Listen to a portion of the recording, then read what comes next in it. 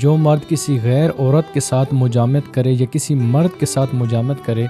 یعنی اگر کوئی انسان کسی مرد کے ساتھ غلط کام کرے یا کسی غیر محرم عورت کے ساتھ غلط کام کرے، یا جو کوئی بندہ کسی پڑوسی کے گھر میں جا کے کسی مرد کی شرمگاہ کو دیکھے یا کسی عورت کی شرمگاہ کو دیکھے، یا کسی عورت کے بالوں پہ نظر ڈالے یا عورت کے کسی حصے پہ نظر ڈالے، تو خداوند عالم کی بارگاہ میں اس کا انجام کیا ہوگا؟ اور رسول خدا کیا فرماتے ہیں؟ حضرت محمد مصطفیٰ صلی اللہ علیہ وآلہ وسلم نے فرمایا، اگر کوئی مرد کسی عورت کے ساتھ یا کسی مرد کے ساتھ مجامعت کرے، یعنی زنا کرے، غلط کام کرے، تو خداوند عالم اس کے جسم کو مردار کرے گا اور اس سے اتنی گندی غلیظ بدبو آئے گی کہ جس سے لوگ اذیت محسوس کریں گے، اور خداوند عالم حکم دے گا ملائکہ کو کہ اس کے جسم میں لوہے کے کیل داخل کر دو۔ اسی عذاب کے ساتھ اس کو جہنم میں داخل کرے گا۔ اور پھر فرمایا رسول خدا صلی اللہ علیہ وآلہ وسلم نے،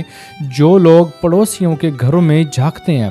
اکثر ہمارے ہاں دیکھا گیا ہے کہ لوگ بڑی شوق سے غیر محرم عورتوں کو دیکھتے ہیں، ان کے جسموں پہ نگاہ ڈالتے ہیں، ان کی ویڈیوز بنا کے اپلوڈ کر دیتے ہیں، ذرا سی جھجک محسوس نہیں کرتے۔ تو ان کے بارے میں رسول خدا صلی اللہ علیہ وآلہ وسلم نے فرمایا، جو بھی لوگ کسی کے گھروں میں جھانکتے ہیں، کسی عورت کو دیکھتے ہیں، اس کے بالوں کو دیکھتے ہیں، جسم کے کسی حصے پہ نظر ڈالتے ہیں، تو خداوند عالم ان کو منافقین کے ساتھ جہنم میں داخل کرے گا۔ وہ منافقین جو دنیا میں پوشیدہ چیزوں کو دیکھنے کے عادی تھے، اور خداوند عالم انہیں دنیا میں بھی ذلیل کرے گا اور آخرت میں ان کی شرمگاہ لوگوں کے سامنے ظاہر کرے گا۔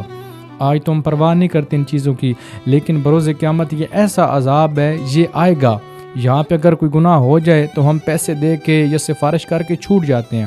لیکن اللہ کی بارگاہ میں ایسا نہیں ہوگا۔ وہاں پہ آپ کو عذاب آئے گا۔ اگر آپ نے کوئی ایسا کام کیا ہے تو خداوند عالم سے آج ہی معافی مانگیں، خدا کی ذات معاف کرنے والی ہے۔ اور پھر فرمایا کہ جو کوئی بندہ گناہ کرنے پہ قادر ہو، کسی لڑکی کے ساتھ، مرد کے ساتھ، کسی کے ساتھ بھی، اور وہ گناہ کو چھوڑ دے، تو خداوند عالم اس پہ جہنم کو حرام کر دیتا ہے، اس سے جنت میں داخل کرتا ہے، اور خدا کی ذات ملائکہ سے کہتا ہے کہ یہ میرا وہی بندہ ہے جو گناہ کرنے پہ قادر تھا لیکن اس نے گناہ نہیں کیا۔